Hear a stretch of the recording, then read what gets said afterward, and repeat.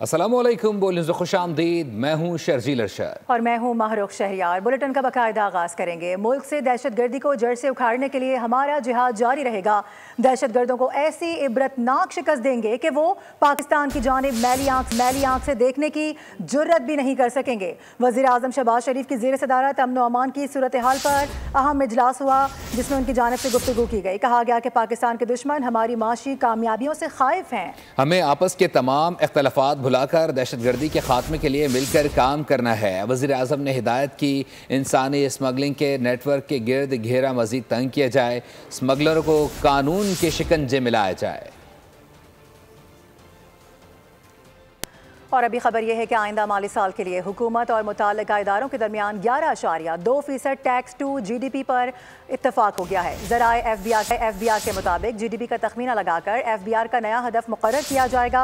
रवा माली साल tax to GDP के तनासुब के हवाले से बात करें तो 10.8% तक पहुँच चुका है, जिसमें आइंदा साल से बतदरीज इजाफा किया जाएगा। IMF के साथ वर्चुअल मुज़ाकरात भी जारी हैं। बजट तजावीज़ की हतमी मंजूरी के बाद कर्ज प्रोग्राम की दूसरी किस्त जारी होने का इम्कान है।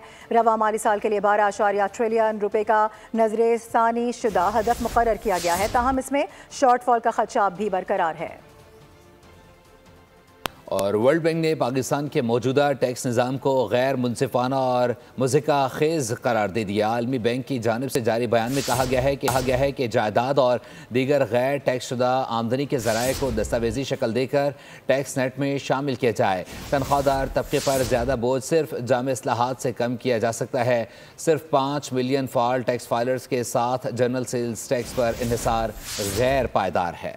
और अभी आपको अपडेट करें कि सरकारी स्कीम के तहत रवां साल 89,000 पाकिस्तानी हज का फरीज़ा अंजाम देंगे। साथ ही साथ कराची से 21,000 से ज़ायद आज़मीन हज पर रवाना होंगे। आपको बता दें कि वफाकी वज़ीर मजहबी उमूर सरदार यूसुफ की कराची में मीडिया से गुफ्तगू, उनकी जानिब से कहा गया कि आज़मीन हज की रिहाइश के लिए मक्का और मदीना में बेहतरीन इंतजाम किए गए हैं। मशाहिर में AC वाले खैमे मिलेंगे। इसके साथ साथ वज़ीर आज़म की कोशिशों से हुकूमत ने हज कोटे में 10,000 का इजाफा कराया है। निजी हज ऑपरेटर्स ने बर वक्त सऊदी हुकूमत की हिदायत पर अमल नहीं किया था। इस साल हमारे सरकारी स्कीम के तहत 89,000 हाजी जो है वो हज करेंगे और सब के उसके जितनी भी फार्मेलिटी प्रोसीजर करके वो मुकम्मल हो चुका है। ये ट्रेनिंग किसी वजह से दी जा रही है आखिरी मरहले में, और कराची से तकरीबन 21,600 हाजी जाएंगे यहाँ से इंशाल्लाह सरकारी स्कीम के तहत।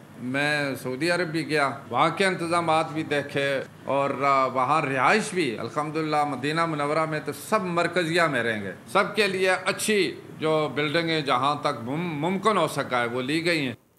पाकिस्तान और बांग्लादेश में ताल्लुकात मजबूत हो रहे हैं। दोनों मुल्कों ने तमाम शोबों में ताउन का अज़म कर लिया है। दोनों जानिब से लिए गए इक़दामात पर इत्मीनान का इजहार किया जा रहा है। तर्जुमान दफ्तर ख़ारजा ने बताया कि पाकिस्तान ने अपनी ज़रई जामियात में बांग्लादेशी तलबा के लिए तालीमी मौक़े फ़राहम करने की पेशकश भी की है।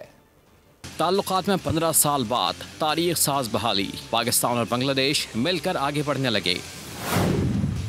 ढाका में सेक्रेटरी खारजा की सतह का छठा मुशावरती दौर। पाकिस्तान की नुमाइंदगी सेक्रेटरी खारजा आमना बलोच और बांग्लादेश की जानिब से सेक्रेटरी खारजा मोहम्मद जैशमुद्दीन क़यादत कर रहे हैं।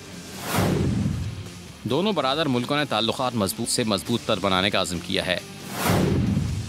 सियासी, इक़्तिसादी, सक़ाफ़ती, तालीमी और स्ट्रेटेजिक ताउन पर तफसीली तबादला ख्याल हुआ। तर्जुमान दफ्तर ख़ारजा के मुताबिक इदारा जाती सतह पर बाकायदा बातचीत, ज़ेर इल्तवा मुआहदों की जल्द तकमील और तिजारत, ज़राअत, तालीम और रवाबित में बढ़ते हुए ताउन के ज़रिए पेशरफ्त जारी रखने पर जोर दिया गया है। शफ़क़त अली खान ने बताया कि पाकिस्तान ने अपनी ज़रई जामियात में बांग्लादेशी तलबा के लिए तालीमी मौक़े फ़राहम करने की भी पेशकश की है। सफ़र और वीज़ा सहूलत में होने वाली पेशरफ्त पर भी इत्मीनान का इजहार किया गया। सेक्रेटरी खारजा ने मकबूजा जम्मू कश्मीर की सूरत हाल पर बांग्लादेशी वफ़द को आगाह किया। सेक्रेटरी खारजा ने chief adviser professor Mohammad Yunus और मुशीर खारजा मोहम्मद तौहीद हुसैन से अलहदा मुलाकातें की। रिपोर्ट आपने मुलाहिजा की है, ये अपनी नौयत का कोई पहला वाक़या नहीं है। इस तरह के कई वाक़यात पहले भी रिपोर्ट हो चुके हैं। जिना अस्पताल में गुज़िश्ता रात मरीज के जाँ बहक होने पर डॉक्टर को तशद्दुद का निशाना बनाए जाने के खिलाफ जिना अस्पताल के डॉक्टर सरापा एहतजाज हैं। उनकी जानिब से क्या किया जा रहा है, क्या कहा जा रहा है, OPDs का बॉयकॉट किया गया है। वहीं पर मौजूद है मरियम हसन, उनसे बात करेंगे। मरियम, क्या मुतालबात सामने आ रहे हैं, क्या मौक़िफ़ रखते हैं डॉक्टर्स? दूसरा राज जिनस, एक मरीज के जहाँ बहक होने पर लवाहिकीन की जानिब से डॉक्टर को जो है शदीद किस्म के तशद्दुद का निशाना बनाया गया और जिसके बाद सियासी पुष्पनाही के सबब उसी डॉक्टर के खिलाफ जो है नाअहली का जो है FIR भी जो है वो रात में काटी गई, जिसके बाद जिन अस्पताल के तमाम डॉक्टर्स जो हैं इस वक्त सरापा एहतजाज हैं। OPDs, उसके साथ साथ इलेक्टिव OTs का जो है वो बाइकआउट किया गया है। डॉक्टर्स वक्त हमारे साथ मौजूद हैं, हम उनसे जानते हैं। खौफ तो हमें बहुत बहुत हुआ है। मेरी तो सबसे पहले तो मेरी मदर ने कहा कि आज तुम ड्यूटी पे नहीं जाओगी, कॉल नहीं करोगी, ठीक है। और दूसरा ये कि अब देखिए जिस तरह से उसको मारा है, उसको जिस तरह से घसीटा है, जिस तरह से उसके कपड़े फाड़े, उसकी जगह अगर हम होते, एक औरत होती, तो हमारे लिए तो ये बहुत शर्मनाक बात है। हम तो खुदकुशी कर लेते ना, हमारे लिए तो वो चीज़ नाकाबिले बर्दाश्त है। हम बिल्कुल बर्दाश्त नहीं कर सकते कि कोई हमें इस तरह से घसीटे। तो हमारे दिलों के अंदर बहुत ज़्यादा खौफ बैठ गया है।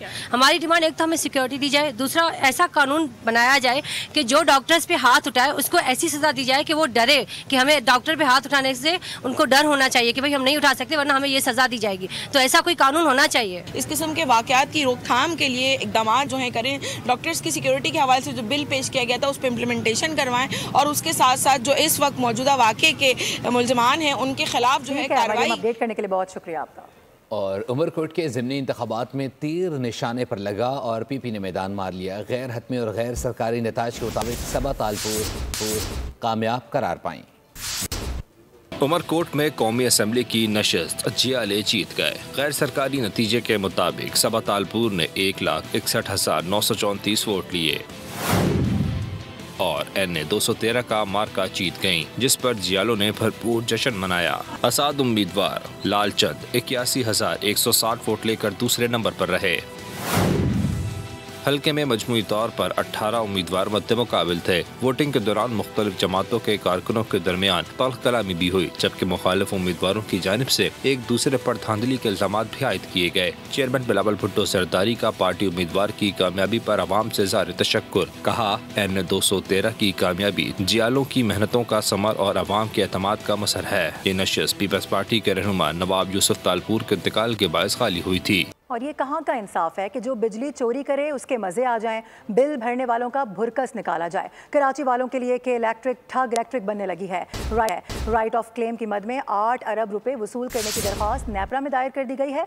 इस इकदाम पर अवाम भड़क उठे हैं। साथ ही साथ अमीर जमात इस्लामी कराची मुनम जफर का भी सख्त रद्द-ए-अमल आया है। यानी करे कोई और भरे कोई कि इलेक्ट्रिक ने राइट ऑफ क्लेम की मद में मजीद 8 अरब रुपए वसूल करने की दरख्वास्त नेपरा में दायर कर दी। खबर सुनते ही अवाम ने खरी खरी सुना दी। 2 कमरे का मकान है, छोटे छोटे से, बिल आ रहा 10,000 महीने का, 14 घंटे लाइट नहीं होती मेरे घर में। उनको शर्म आना चाहिए। क्या इलेक्ट्रिक तो बस सिर्फ जो है ना बिलें मांग रही है, बिजली तो नहीं दे रही है। अवाम सोच सोच के मर रहे हैं, नफसियाती हो रही है। अवाम महंगाई कम कर दें, बिजली सस्ती कर दें तो चोरी ऑटोमेटिक रुक जाएगी। गरीब पहले ही मर रहा है, उसको और मार दिया जाए तो फिर वो तो फिर चोरी करने में लाजिम मजबूर होगा ही होगा। अमीर जमात इस्लामी कराची मुनम जफर भी नाइंसाफी पर चुप न रहे। बोल से गुफ्तगू में कहा कि इलेक्ट्रिक अवाम के लिए अजियत बन चुकी है। कि इलेक्ट्रिक की नाअहली का खमियाजा हम ये कहेंगे कराची के अवाम क्यों भुगते हैं, और बिजली बिल भरने वालों से आप ये कहें कि आप राइट ऑफ क्लेम, तो मुमकिन नहीं है। ये तो ज्यादती है और ये तो मैं कहूँगा कि इलेक्ट्रिक तो कराची के शहरियों के लिए एक अजियत बन गई है। के इलेक्ट्रिक की दरख्वास्त पर नेपरा ने समाअत मुकम्मल कर ली। फैसले में कहा, नेपरा अथॉरिटी डाटा की मजीद जांच पड़ताल के बाद अपना तफसीली फैसला जारी करेगी। दिसंबर 2024 में के इलेक्ट्रिक ने 68 अरब रुपए की दरख्वास्त जमा कराई थी। दरख्वास्तें मंजूर होने की सूरत में के इलेक्ट्रिक कराची वालों से 76 अरब रुपए वसूल करेगा। कराची में ट्रैफिक कवानीन की खिलाफ वर्जी पर क्रैकडाउन जारी है। एक हफ्ते के दौरान 15,000 से ज़ायद मोटरसाइकिल जब्त कर ली गई। ट्रैफिक पुलिस ने 9 से 18 अप्रैल तक की पेशरफ्त रिपोर्ट वज़ीर आला सिंध मुराद अली शाह को पेश कर दी है। रिपोर्ट के मुताबिक हेलमेट ना होने पर ट्रैफिक कवानीन की खिलाफ वर्जी पर 15,217 मोटरसाइकिलें जब्त की गईं, जबकि फैंसी नंबर प्लेट्स और काले शीशों वाली 1,124 गाड़ियों के खिलाफ कार्रवाई की गई। 274 डंपर्स और टैंकर फिटनेस और ओवर स्पीडिंग पर जब्त किए गए हैं। वज़ीर आला का कहना था कि नाबालिग ड्राइवर्स को हरगिज़ सड़कों पर ना आने दिया जाए, ट्रैफिक कवानीन पर सख्ती से अमल दरामद कराया जाए। उधर पाकिस्तान और मिस्र का सेहत के शोबे में ताउन पर इत्तफाक हो गया है। वफाकी वजीर सेहत मुस्तफ़ा कमाल और मिस्र के सफ़ीर के दरमियान मुलाकात में सेहत के शोबे में ताउन बढ़ाने और हेपेटाइटिस सी के खात्मे के लिए मुश्तरका इक़दामात का अदा कर लिया गया है। तर्जुमान वज़ारत आबिद मुलाकात में तकनीकी मुआवना, तरबियत, तिब्बी सयाहत और आगाही मुहिमात में ताउन पर बातचीत हुई है। वज़ीर सेहत ने कहा है कि हेल्थ डिप्लोमेसी के जरिए पाकिस्तान और मिस्र के दरमियान ताउन से सेहत और फार्मास्यूटिकल शोबे में नई राहें खुलेंगी। मुस्तफ़ा कमाल ने मिस्र के हेपेटाइटिस सी के खात्मे में कामयाब मॉडल को सराहते हुए पाकिस्तान में वज़ीर आज़म के प्रोग्राम पर पेशरफ्त से आगाह किया। खैबर पख्तूनख्वा में इंसदाद पोलियो मुहिम का आगाज़ हो गया।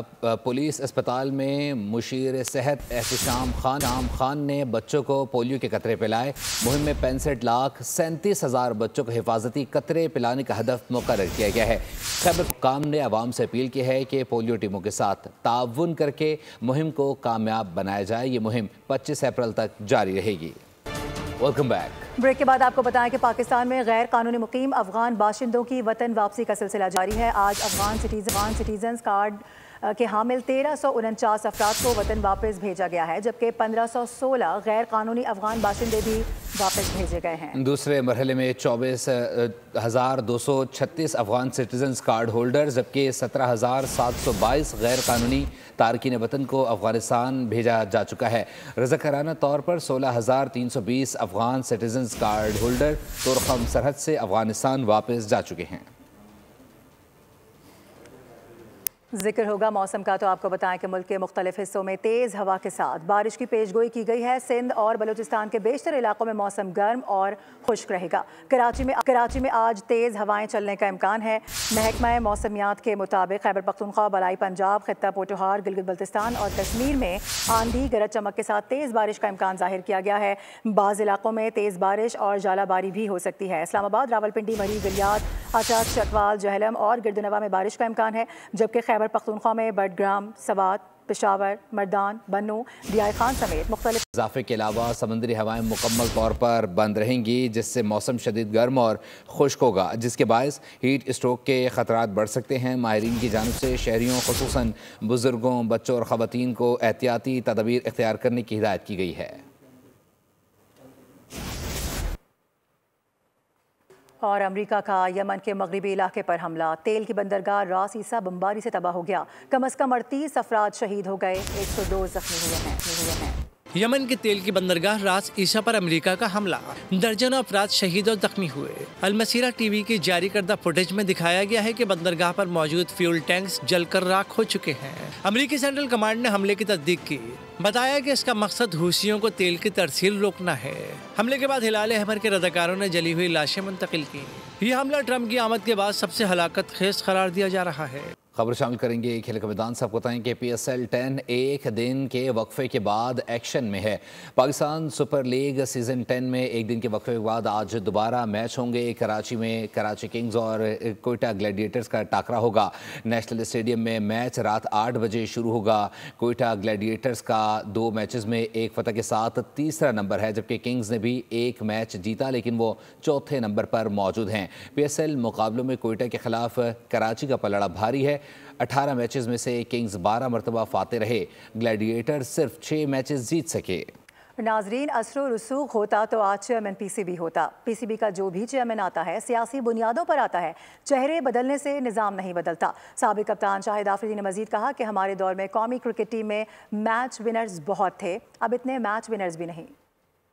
पाकिस्तान के अशब इरफान ने सेंट लुइस स्कॉच का टाइटल जीत लिया है। अमरीकी रियासत मसूरी में खेले गए इवेंट के फाइनल में अशब ने इंग्लैंड के चार्ली ली को 3-0 से शिकस्त दे दी। अशब की फतह का स्कोर 11-7, 11-2 और 11-6 रहा। और अभी आपको ये बताएं कि 35वें नेशनल गेम्स एक बार फिर मुलतवी कर दिए गए हैं। सिंध ओलंपिक्स एसोसिएशन ने खत के जरिए तमाम मुतालिका इदारों को गेम्स मुलतवी किए जाने के बारे में आगाह कर दिया है। ज़राए के मुताबिक गेम्स शदीद गर्मी और इंटर के इम्तहानात की वजह से मुलतवी किए गए। सिंध को 18 साल के बाद गेम्स की मेज़बानी मिली थी। नेशनल गेम्स 1 से 9 मई तक कराची में शेड्यूल थे। गेम्स की नई तारीखों का ऐलान जल्द किया जाएगा।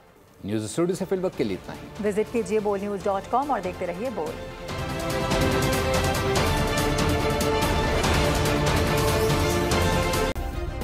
सब्सक्राइब करें और बेल दबाएं ताकि कोई खबर रह न जाए।